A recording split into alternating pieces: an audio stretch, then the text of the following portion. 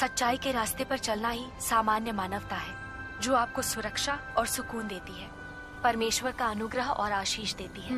बहुत बढ़िया। इनके लिए इस तरह का अनुभव और समझ हासिल करना बहुत मुश्किल रहा है।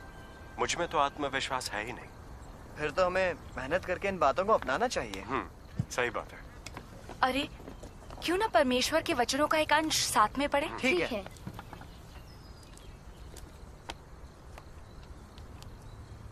मैं पढ़ता हूँ। ठीक है, ये रहा।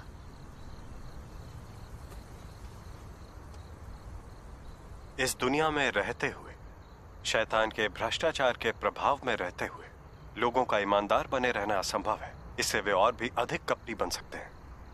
लेकिन हम किस तरह ईमानदार होकर इस समाज और इस दुनिया में जीवित रह सकते हैं? क्या हम दूसरों के द्वारा किनारे किए जा सकते हैं? नहीं, हम पहले की भांति ही जीवित रहेंगे, क्योंकि हम भोजन करने या श्वास लेने के लिए विश्वासघात पर निर्भर नहीं है। इसके बजाय हम लोग जीवन जीने के लिए परमेश्वर द्वारा प्रदान किए गए श्वास और जीवन पर निर्भर करते हैं। यह बस ऐसा है कि आज हमने परमेश्वर के वचनों के सत्य को स्वीकार किया है। हमारे पास जीवन जीने के नए नियम, जीवन के नए लक्ष्य हैं, जो हमारे जीवन जीने के तौर तरीके में बदलाव लाने में मदद करेंगे। यह बस ऐसा है कि हम परमेश्वर को संतुष्ट करने और उद्धार पाने के उद्देश्य से जीवन जीने के साधन और तरीके बदल रहे हैं।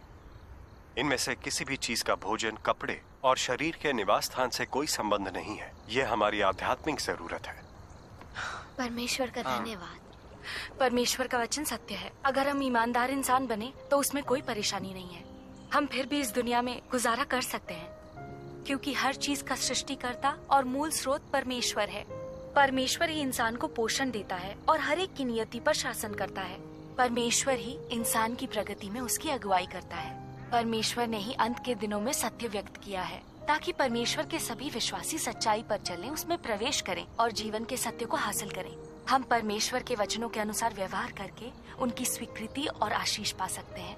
पिछले कुछ सालों में परमेश्वर के वचनों के अभ्यास और अनुभव से मैंने थोड़ी बहुत प्रबुद्धता पाई है। परमेश्वर के वचन बहुमूल्य हैं। वे वाकई हमारा जीवन बन सकते हैं। नो, तुम्हारा अनुभव और समझ हमारे लिए वाकई मददगार है। अब मेरे अंदर सत्य पर अमल करने और एक ईमानदार इंसान बनने का आत्मविश्वास ज्यादा आ गया है।